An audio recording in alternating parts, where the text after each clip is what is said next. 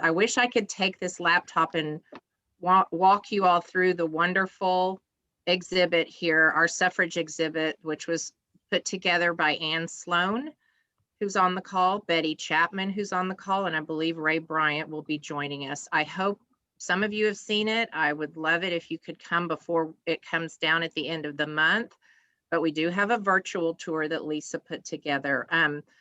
And of course, we're the Heritage Society. We're the downtown park with all the historic houses. You probably drive down Allen Parkway going 90 miles an hour and you say, oh, I've never been to that place. So that's us. We'd love for you to come visit anytime. We do 4 tours a day.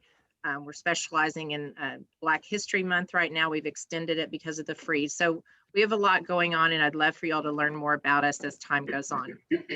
Thank you. I'm very excited today. This is our next to our last lecture that Lisa Carey has put together and worked so hard on, and we have some very impressive professors who are joining us today, and a wonderful, already I found out, hilarious moderator who I'm looking forward to getting to know better. So I'm going to turn it over to Lisa, who's worked tirelessly since this exhibit opened last summer, and we have had many visitors and lots of press, but we would love to have a lot more before it ends. So Lisa Carey, I'm turning it over to you. Hi, everyone. Welcome. Welcome to our lecture, Mid-Century to the Next Century, The Future is Female. As Allison mentioned, we have some pretty impressive speakers for this panel, and we'd like to keep it very conversational. So we will have a Q&A session at the end of the lecture discussion between the professors. Let me go ahead and introduce you to our speakers. We have, in no particular order, we have Dr. Karen Cossey from Texas Southern University. Give us a good wave, Karen. Karen has a fantastic background. She's also going to have her guests, Carol Sims Galloway and Edna Griggs. We're having some technical difficulties joining with them. Carol Sims Galloway was the former HISD board member for District B, and Edna Griggs was, or is, the president and CEO of Acres of Angels, an organization committed to helping seniors in District B. Karen has done great work at TSU, specializing in African American studies, women's studies, in the history department. And she also has run for public office. So she has kind of a dynamic background on some of the topics that we're going to discuss today. Joining us from the University of Houston is Dr. Leandra Zarnow. Now, Dr. Zarnow has written several books on the 1977 National Women's Conference that actually took place in Houston. It was the first of its kind. And, you know, even the president at the time welcomed it. I believe it was President Carter. And she's going to tell us a little bit more about how that was the catalyst of the things that our generation has experienced. Then from Rice University, we have 2 professors. We have Dr. Diana Strasman. Oh my goodness, so sorry. And she is the founder of a fantastic journal called The Economics of Feminism. Feminist Economics. Thank you, sorry. That's okay. I'm doing this from memory, sorry. And it touches on all of our lives. So she's going to be sharing that. And then we have Dr. Laura Weidenthal, who's going to talk to us a little bit about the national movement and the impact that successful movements have, and also, you know, just kind of a historical background to that, what has transpired. Liz Lara-Carreño, where's Liz? Is our moderator, our esteemed moderator, and Liz has also a very diverse background. She has a business background, a nonprofit background. She sits on several boards.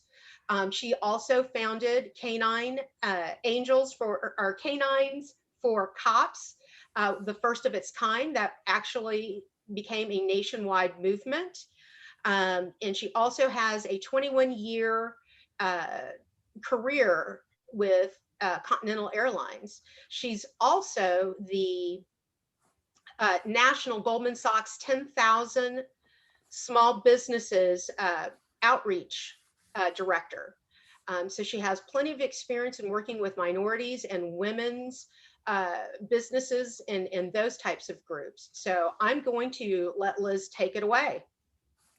Thank you so much. Thank you very much, Allison and Lisa and Anna for creating this opportunity. And today you're going to be able to get a snippet of what great work these women have accomplished. And I'm going to invite them to share some of their information, contact information on the chat room, but you're also going to be able to find their contact information on the Heritage Society link, which we invite you to log on to and make a donation so that they can continue the great work, but also to be able to find the works of these great women for those of you that want to continue after you hear a little bit about them. I want to start off with Dr. Zarnow. And Dr. Zarnow, we are certainly in a place where, we're going to talk about historical context, but we also want to be able to connect it to the relevancy of what we're experiencing in today's political climate. And so let's just go ahead and start with you, with Houston being the first location of the Women's Convention. Can you just tell me a little bit about that? And then take me into now the Vice President of Kamala Harris. Sure. Well, I just wanted to mention that I have not actually written a book on the National Women's Conference. It's a chapter in my book, Battling Bella. And I want to plug the work of historian Marjorie Sproul, who wrote a book, Divided We Stand, and actually spoke at the University of Houston when we had a 40th anniversary conference around the National Women's Conference in 2017. So do check her work out.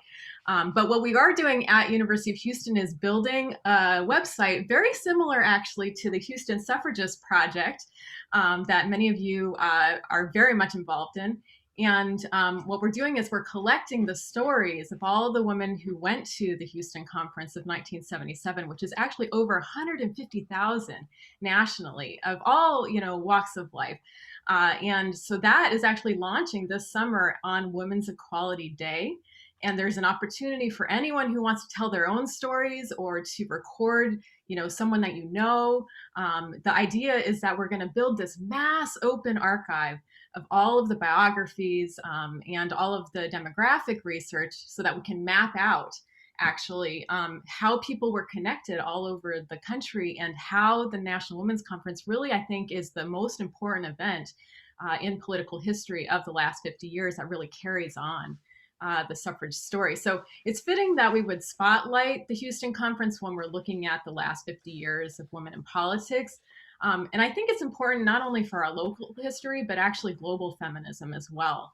And so this is something that Laura is going to speak to a little bit later, but the National Women's Conference was the only federally funded conference of women in the United States history. And it was a response actually to United Nations International Women's Year and the gathering that happened in Mexico City in 1975. And so 14 congresswomen came together in Washington after that moment and said, we need to have a conference. And so this was really an initiative that was led by Representatives Bella Abzug of New York and Patsy Takemoto Mink of Hawaii.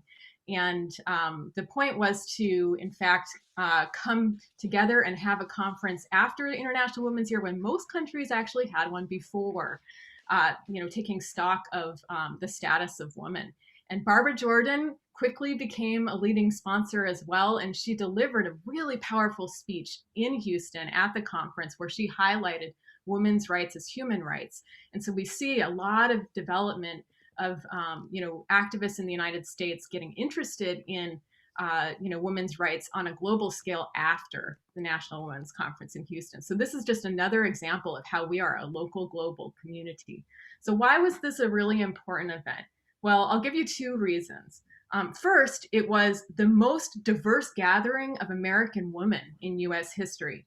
In fact, the woman who wrote this legislation wrote into the law that it had to be an extremely diverse group. And so there were 2,000 elected delegates from 56 lead-up state and territory meetings, which is why it's such a grand experiment in civic democracy. And so it actually said in the law, and I want to read this because I think representational politics is so important right now, and that's how we connect to this particular moment. So the law said that members of the general public, with special emphasis on the representation of low-income women, members of diverse racial, ethnic, and religious groups, and women of all ages be participants. And so we're seeing in the South with the rumblings in Georgia that recently happened, with Mississippi, with Alabama, with some of the organizing in Texas, that we're really trying to get towards a more representational democracy. And this was a moment where people were trying to experiment and showcase what that might in fact look like. So it stands that the Houston Conference was more representational than our current US Congress is. And I think that there was a lot of connections with the Women's March of 2017 and a lot of conversation among the leaders of that particular march of how they were trying to reignite and connect specifically back to the National Women's Conference. So that's really, really important. One more point that I want to draw focus to is how Houston and the Houston Conference was a seedbed of institutional, network, and career building, to the extent to which historians and the American public are only beginning to realize. We really haven't taken stock of the value and importance of this particular conference. We can see this in our own backyard. We can see the Houston Women's Center, for instance, in part coming out of the conversations at the Houston Conference. We can see this as an important meeting point for artists in our community that created entities such as Women's Space. We can see this in our business and our finance networks in town, with women entrepreneurs coming out of this particular conference, the founders of the Houston Feminist Credit Union being inspired. And we can see this as an inspiration point for budding political careers. So we have Representative Sylvia Garcia, who attended, for instance, and we see on the local stage, Mayor Anise Parker as a volunteer while she's at Rice University at this particular conference. So how do we get then to Senator and now Vice President Kamala Harris? Well, I think that, what we're hoping to do with the Sharing Stories project is to, in fact, highlight all of these links, not just in our Houston politics and community, like I just mentioned, but throughout the United States. So we're really excited that we already have a huge crowdsourcing enterprise happening in California. There's all these classrooms this semester that are starting to gather stories of the California state meeting, and they're going to be participating. And so they're going to see that, Maxine Waters, for instance, comes out of this particular event. So we're trying to trace actually forward to Kamala Harris, and she drew focus when she accepted her nomination to all the women that are standing on her shoulders. And I think this is part of that. So I'll leave it at that, and we can come back to our more recent politics during the Q&A. Thank you very much, Dr. Zarnow, for that quick synopsis. You really raised a number of questions where we did this back in 1977, and then we've not had one since. And so there's a huge gap there. And I think taking it to a local level, Dr. Karen Cossey, Sherneshev, or Dr. K, because you said I could call you Dr. K. You have been a candidate yourself, so you know what it is to walk in those footsteps. I've been a candidate myself. I know what those challenges are as well. And you've taken it a step further, where you have now taken on the historical aspect and what it takes to cultivate. I think you said cultivating our gardens. Mm-hmm. And how do we pass that torch of civic? So can you maybe shed some light on what happened between maybe 1977 and now? In the African-American community, or in the communities, based on what research you've done? Well, my research is, most of the knowledge that I can share is related to my run for public office. And this is this period where, again, I decided, based on some things that were going on in the Fifth Ward community, I wanted to be involved in a more direct way. I was teaching African American history, but there were these issues there. And the particular issue that brought me to the decision to run was a pending eminent domain case that involved 2 historic churches in the Fifth Ward area. So as I started to work to try to help those churches navigate this very, difficult circumstance, I became more deeply aware of the role that our political leaders play in what happens in a very direct and powerful way to the organizations that are in the various communities and to individuals as well. So I always presumed that my voting was political participation, but as a candidate, I became much more aware of all of the various levels of. In fact, I can back this up just a little bit. In the 1990s, I actually started to work with the economic summit that was actually held on the campus of Rice University.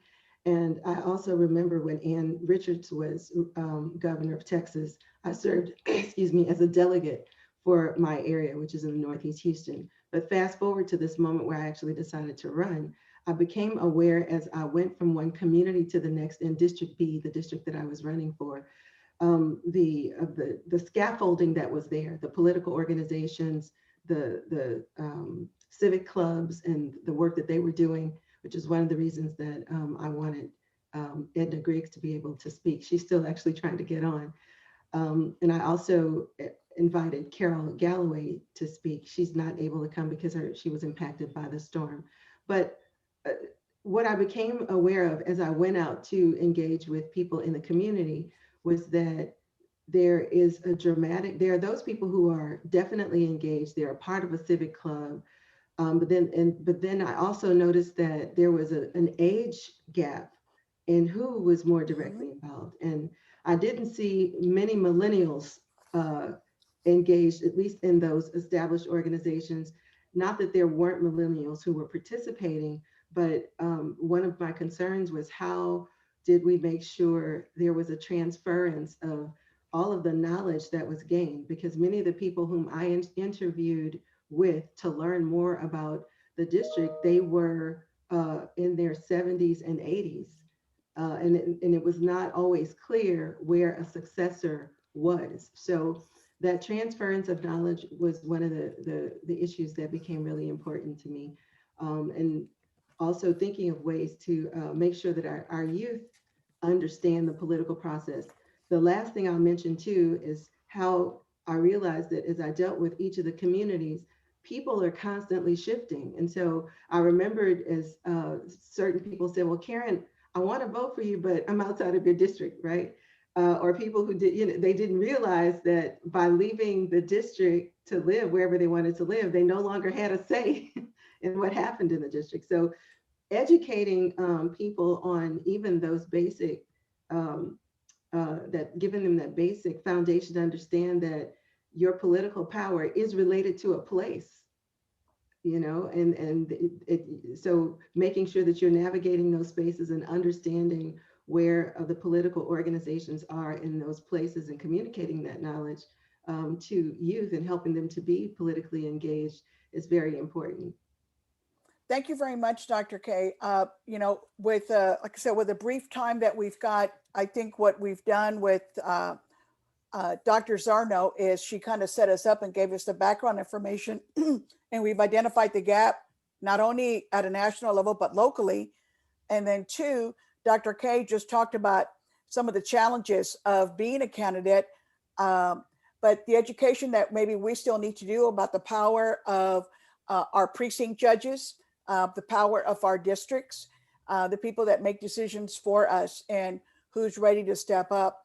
I think it's a very interesting point that you put up. You can walk into a room regardless of what party, and if you see over half of your group with hair the color of mine, then you're not building your party for that next generation. Mm-hmm. So what work do we have to do to capture that institutional knowledge? So thank you for bringing that point up. I want to move over to Dr. Strasman from Rice University, because I want to take it from the historical, political, and now we're going to focus a little bit on the economics of this. And on some of the work that you've done, the impact of feminism on economics. Can you tell me a little bit about that and maybe 2 or 3 key points that you've discovered in that research? Well, what I would like to say is that as women have gained political power and rights in countries around the world, it's important to think about why is it so critical for women to gain the vote and representation in political bodies? And this is where the insights of feminist economists, and all women really come to bear. The reason we need women represented in political bodies is because they bring concerns relating to their life experiences and those whom they care for, whom they just, I'm just going to speak somewhat briefly, but I want to say just a few things about some of the key issues that women bring to the table that otherwise really are just not acknowledged to the same extent, and why we need to be represented and why we need to gain political power. And I'm just going to give you a list: reproductive rights, access to contraception and reproductive health care, including abortion, paid family leave, universal child care, and support for elder care. Elder care is actually a disaster right now, as we've all seen under COVID. Universal health care. It's so critically important with care burdens falling disproportionately on women. If children get sick more frequently because there is a lack of health care, it typically is to take over the care and leaving their positions. Other issues that really matter are legal protection from gender-based violence, including intimate partner violence and sexual harassment. One of the best ways to bring these policies more into the fore, intersectional policies that mainstream gender at every step in processes. And these are policies that are to be brought into the policy making. It sounds like these kinds of policies that really help take care of the most vulnerable in society are a lot of people. But in fact, if we have a workplace that acknowledges women's bodies, we need to acknowledge needed to provide equal opportunities and a workplace free of discrimination, including sexual harassment. Okay. So I think what I want to be able, and I want to apologize for all of those interruptions. You know what? I'd like to end with Dr. Strasman on one thing, and we're certainly going to provide the opportunity for you to continue to share your work, Dr. Strasman. But one question that I do want to ask you, if we were to ask you, what is one thing that we could do today, based on the studies that you've done, that we can do to promote inclusive gender justice, what would that be?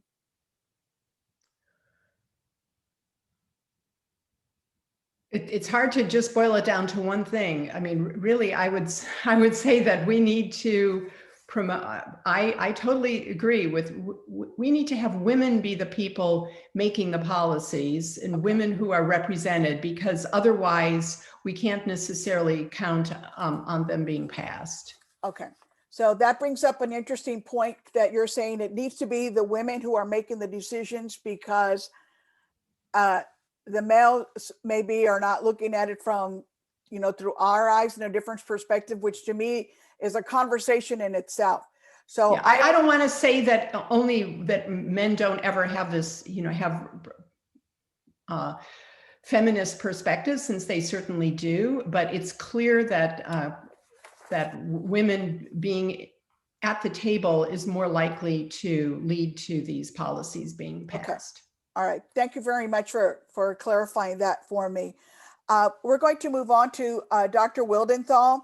And, one of the, if I'm reading this correctly, it is consumerism and the voter, to generational gap and civic engagement, and where do we go from here? So we've heard it from the context of past political and the gaps. We've heard it from what it takes to get elected locally and the challenges. And then we've heard it from, the feminist economics and some of the decisions that need to be made when feminists or the idea of feminism are at the table. What would you like to add on this when it comes to consumerism? Thank you. One of the many problems of our current moment is we're picking our own news, and we're picking and choosing what we care passionately about, but politics happens in this broader field of compromise, and compromise is often not fun. So I use this term consumerism in our earlier discussions to kind of be a quick code word for a notion where people are thinking about what they want, and they stake a lot on making that choice that is important to them. And that is something promoted by a culture focused on consumerism. What gets lost in the process is the listening and the compromise and the negotiation. And the less, we of course don't want to give up our values, each and every one of us, but a consumerist model is not mapping very well onto the political process. That's the thought that I would like to convey there. I'd also like to take a moment to cast my glance backward historically to the history of suffrage movements and conditions of their success, and try to connect that to the current moment, just with some brief comments here. Around the world, it doesn't matter what country you look at, it doesn't matter what moment in the 19th or 20th centuries, for example, or we could even reach back to the 18th for some discussions, voting rights for women have never been gained by virtue of right alone. They have never been gained by right, and they've never been gained as any kind of a gift. Rather, movements for women's suffrage have succeeded where they have fit into others' political strategies, where they have slotted into those strategies, and where they could be connected to a larger social vision that has traction at that moment. For example, the idea that women are naturally more moral, and a context in which there's a wider interest in injecting more morality into public life creates a situation where traction for the idea of women's suffrage could take hold. And I'm referring to the anti-alcohol movement, for instance, in the American past, or a vision of the nation seeking self-determination over against colonizers, plus a vision of women as fighters for the nation who will sacrifice themselves for the nation. That helped make tangible or visible the importance of women's suffrage in situations of decolonization. These strategies and social visions, they can be inspiring and good, but they have not always been benign, which is why this is a very troubled history.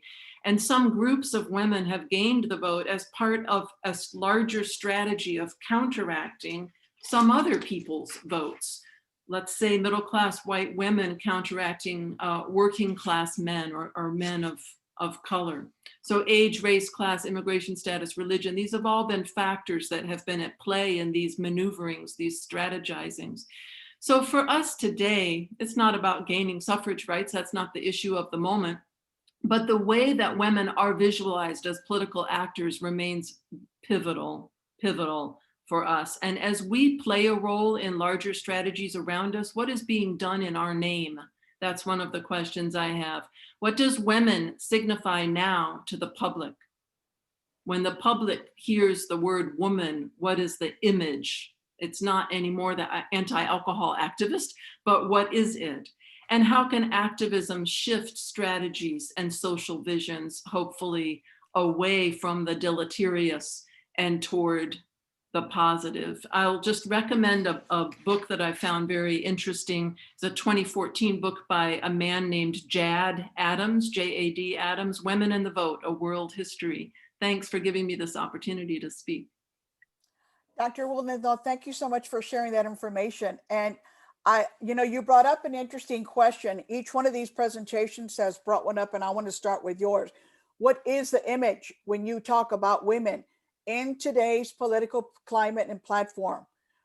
What is that image that we now have? And if it's not falling back to what the original suffrage movement was about.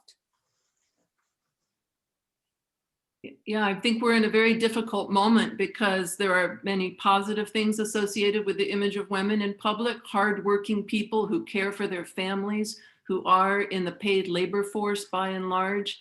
And yet we're also seeing, as we indeed saw today, as if we needed more evidence, the notion that women don't really have any business in leadership positions in politics or discussing political issues in a way to be taken seriously. And these things are coexisting in a very troubling way.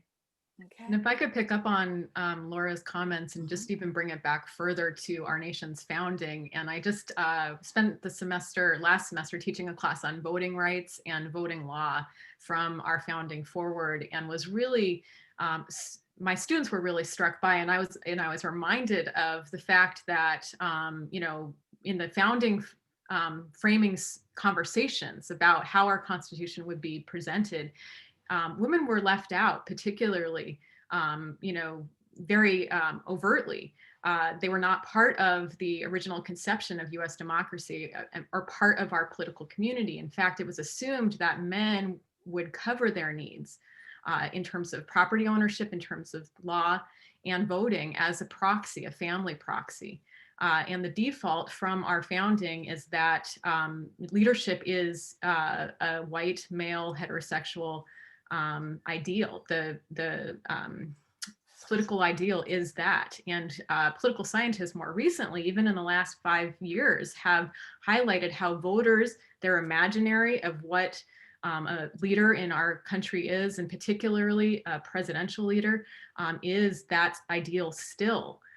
So it's very difficult to push against that. Also, the structures of our democracy are patriarchal by design, all the way down to the architecture. In fact, it took Speaker Nancy Pelosi in 2011 to issue the construction of a women's restroom off of the House floor.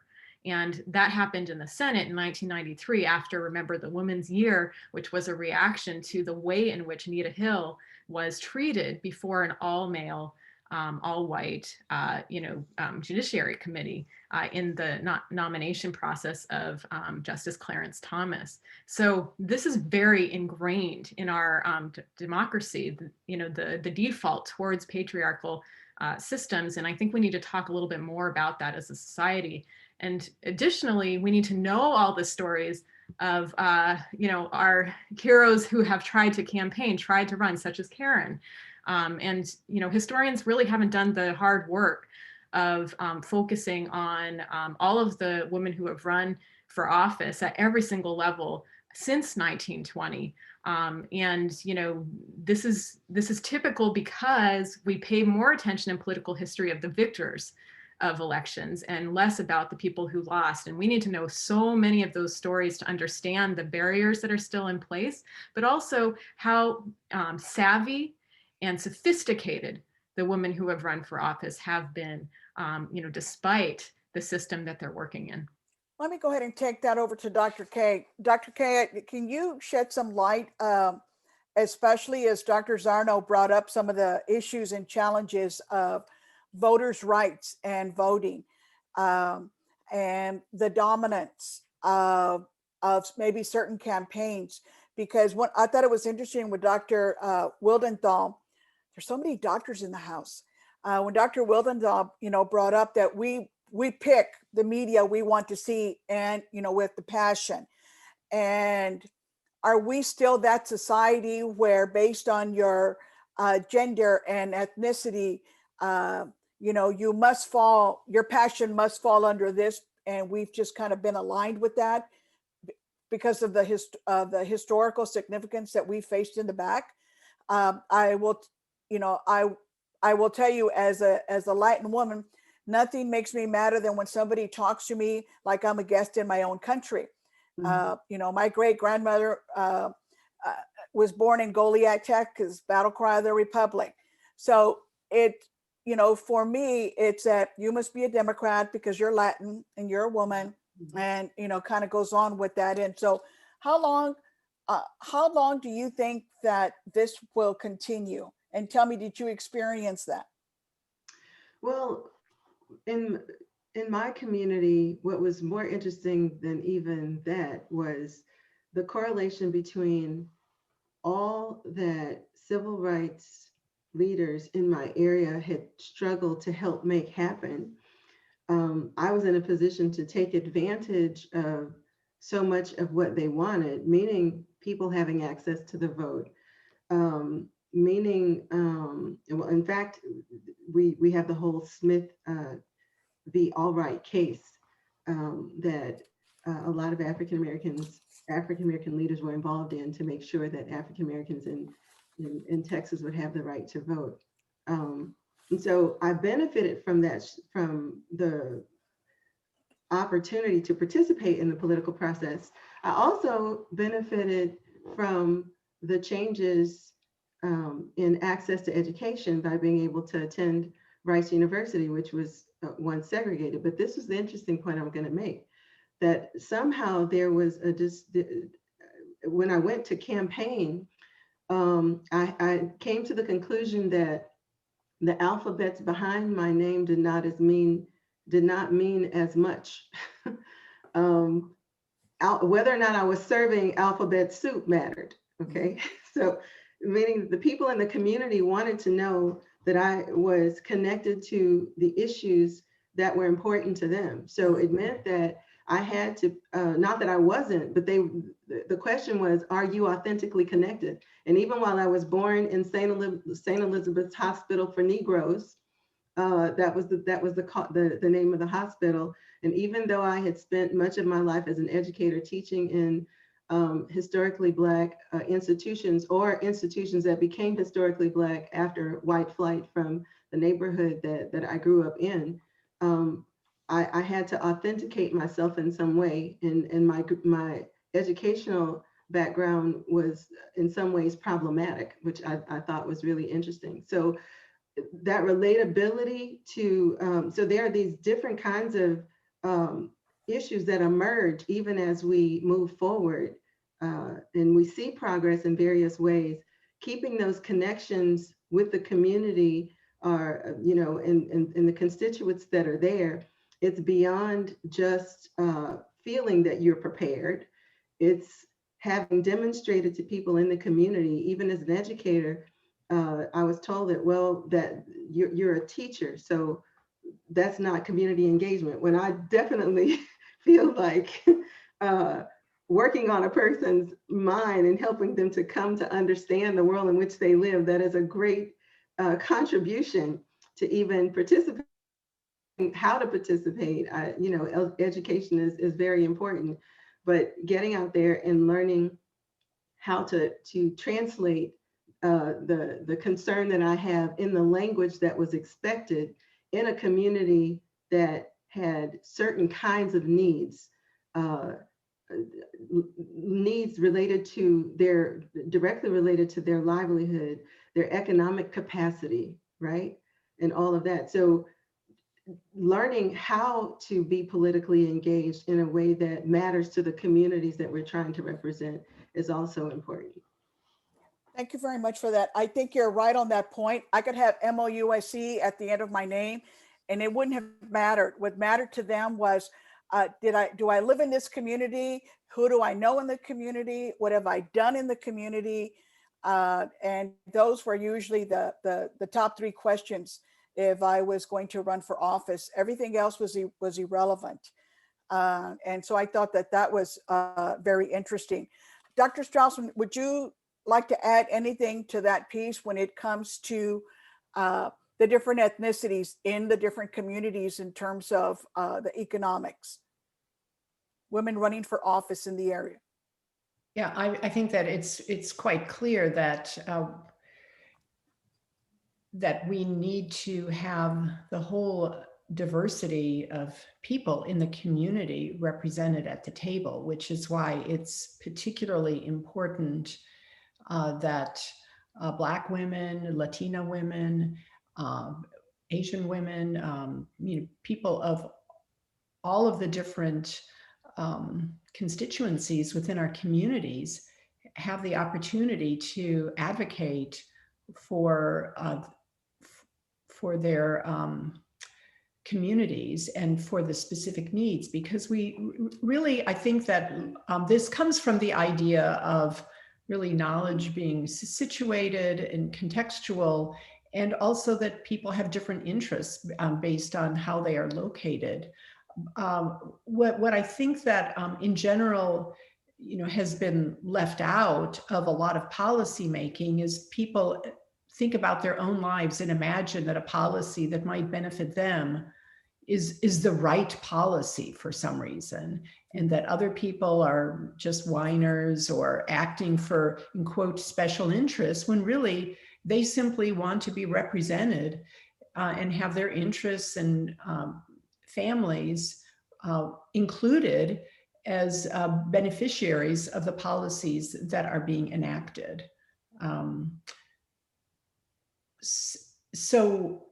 Just to kind of connect this with, insights from feminist economics have really been insights into what has been left out when policies have excluded people. And I could talk at great length of this, but I know we're short on time, so I'll restrain myself. Lisa, you said there's a couple of questions on the chat side. Can you assist me with that? Maybe pick one or two? Sure. I believe actually it was Deborah Bell's question on here. Let me see here.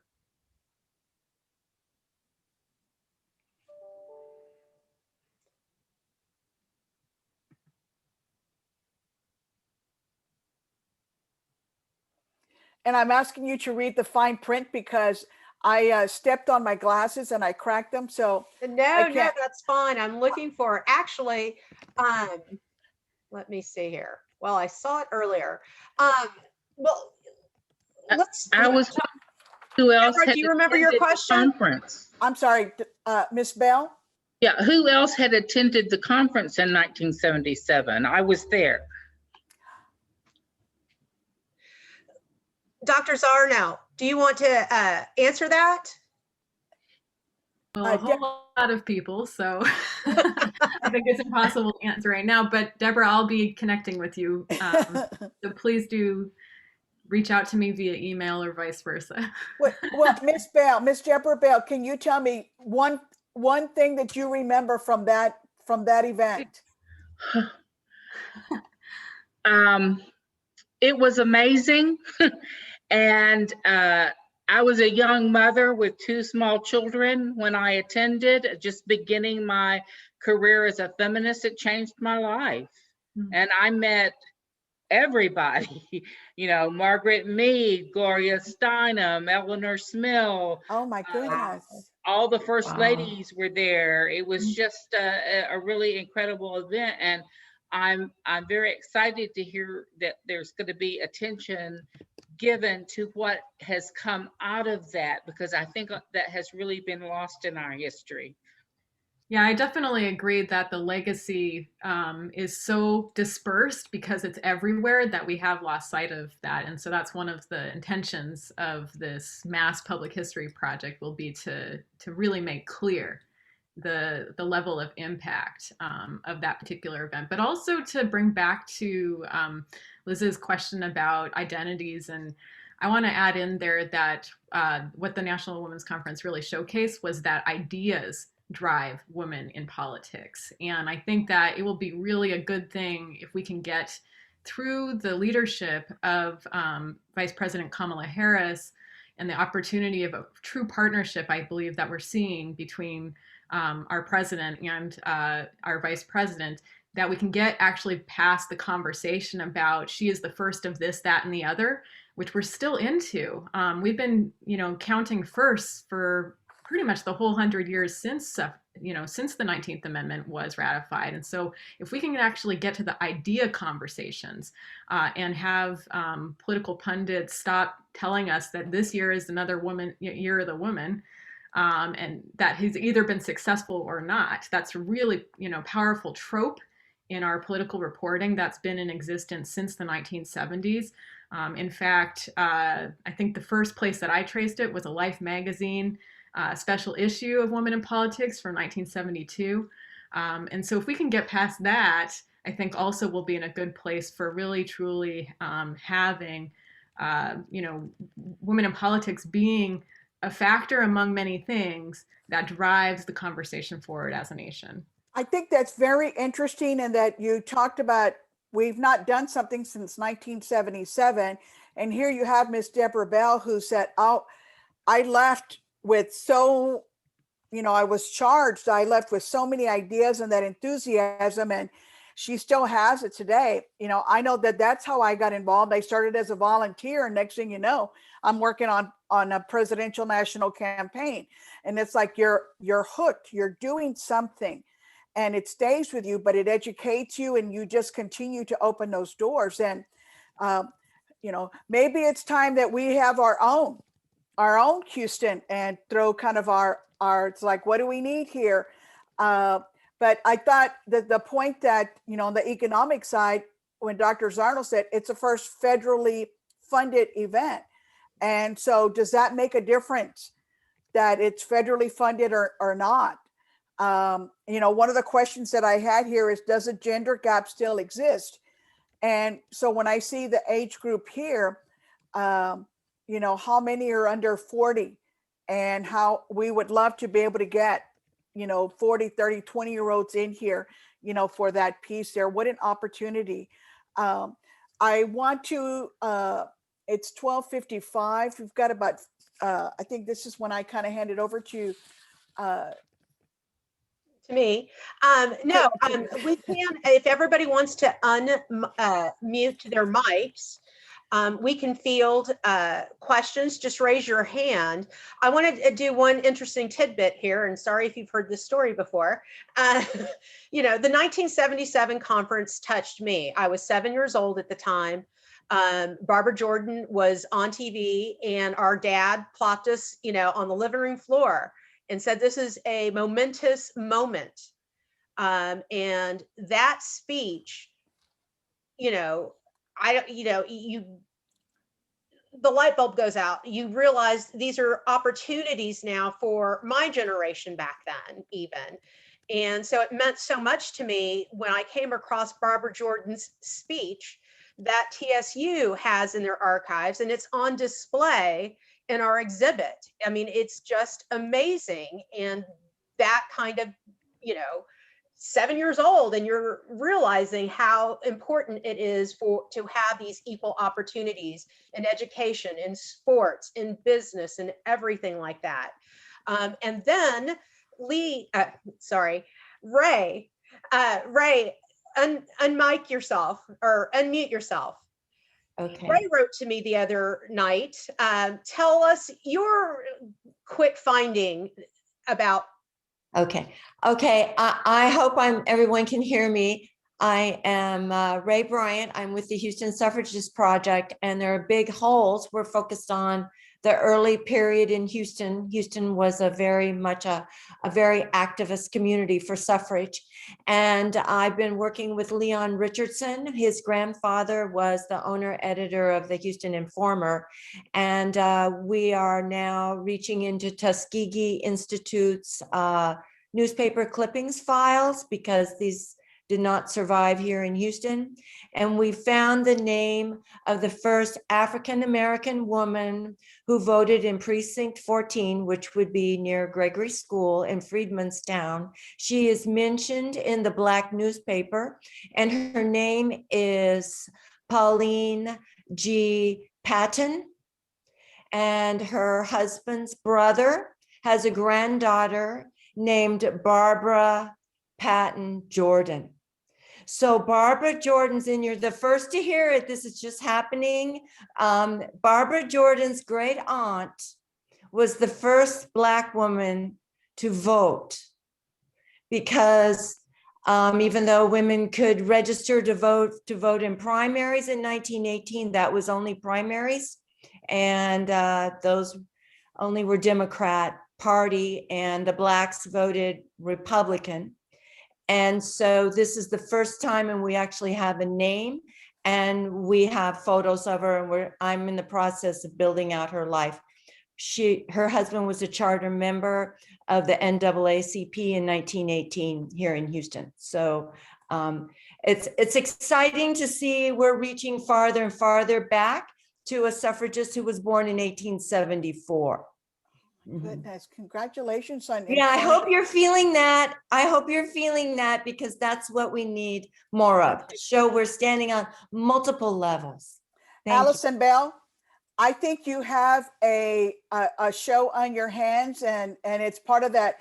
Who do you think you are? We want to know, and let people open up their doors. I mean, what an amazing opportunity to be able to share how people got involved with that. Thank everyone who participated in today's, and thank you for the opportunity to meet many of you. Allison and I, we've met, but we've met through your husband, our husbands. That's right.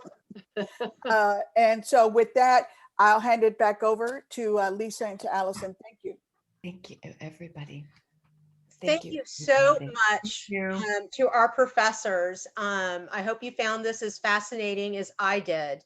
I enjoyed,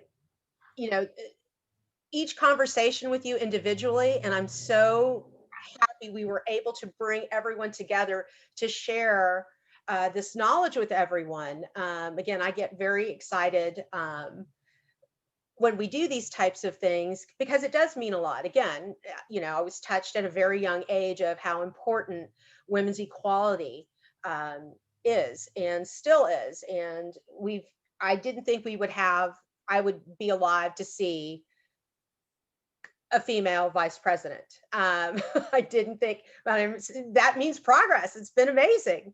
I do want to encourage you to come out to see the exhibit. It's, we are open until the 31st. You can do a private tour, you can do a virtual tour, or you can just come out to the museum. It's only $5. See the incredible work that Anne Sloan and Betty Chapman put together. Ray's group, the Houston Suffragist Project. See if one of your ancestors is on the wall. Thousands of hours of research went into finding as many women that paid their poll tax back in 1918 to 1920. Not all the names were captured, but Ray, how many do we have? Well, it keeps growing, but, and it's not on the wall, but there are about 3,600 names of women who paid the poll tax, and we have hundreds of African-American women who paid. Now, of course, they ended up being able to vote for free, and 14,000 women voted, but it's enough of a number to give you a large demographic, and it explodes your idea of who actually voted, where the constituencies were, and we have a website where the women, we have information on these women. We've cross-referenced them with census records, city directories, so we know ages, race, where they live, their husbands. We have a lot of information. We hope academics can tap into this for your students. You'll recognize a lot of names of women who, like Deborah was saying, that she went in 1977. We see women who are 21, 22. They are activists in the 50s. And so you see this building each generation. And as I said, it reaches back 100 years. So it wasn't 1977, it wasn't 1957, it wasn't even 1920, but it's just adding another chapter. Thank you. We have about 2 minutes. Anne or Betty, do you want to say anything, or do you have any questions? No, I came to learn today and really appreciate those that participated in it. Yeah, so we are still, this is not a subject that's ended. It will go on. It will go on. Hopefully, it must. Anne, you're on mute. Anne, you're on mute. Okay. There we go. Nope. Nope. There's Betty. And we can't hear you. We can't hear you. Sorry. But let me add this. Betty was our very first lecture of this incredible lecture series that we've had throughout the exhibit, and will be our last lecture of the series, and it will be on March 31st. It'll also be a Zoom lecture series. So stay tuned to the website to find out more about her topic and also the time that it will be. I do encourage you to visit our website at the Heritage Society under the monthly lectures if you would like to find out more about the books. Dr. Karen Cossey has written 2 books, Recovering 5 Generations Hence, The Life and Writing of Lillian Jones Horace, and Angie Brown, A Jim Crow Romance, which won first place in the 2019 Indie Award in the African American literature category. Can I say that the main character in that book actually helps to elect FDR. And then Dr. Diana Strasman, she actually is the founder of this incredible journal, and she was just telling us you can sign up for it, and then there is also a way to sign up for it at no cost, correct? That's for the open access articles. So it's not all the articles, but I'm guessing nobody will want to read all the articles. So we have some great articles that are available for free. And probably if you just Google feminist economics, you can get there. I'll try to put in the chat the publisher's website. That's probably going to be the easiest. I'll find that. Okay. And then again, Dr. Leandra Zarnow has 2 books. Let me see here. Sorry. Battling Bella, The Protest Politics of Bella Abzug, and then also Suffrage at 100, Women in American Politics Since 1920. So we'll have links on our website. So if you're interested in purchasing those books and learning more, and then also their contact information will be under the monthly lectures tab. Thank you so much. Did we answer everyone's question?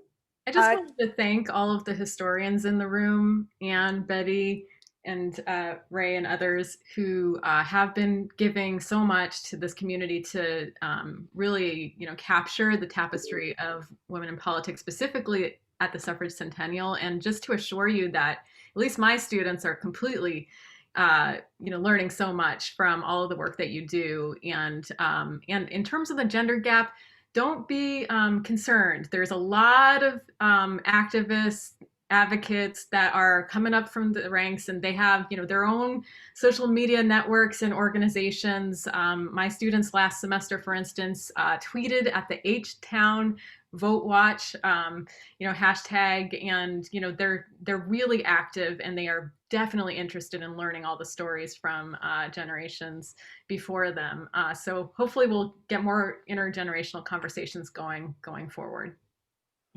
And my final comment would be to Lisa. Thanks for reaching out to me, and Allison Bell for the opportunity. And on behalf of the Goldman Sachs 10,000 Small Business in Houston, we'll be going online and making a donation so that you can continue the great work of the classes. So with that, thank you very much. Thank you. Thank you.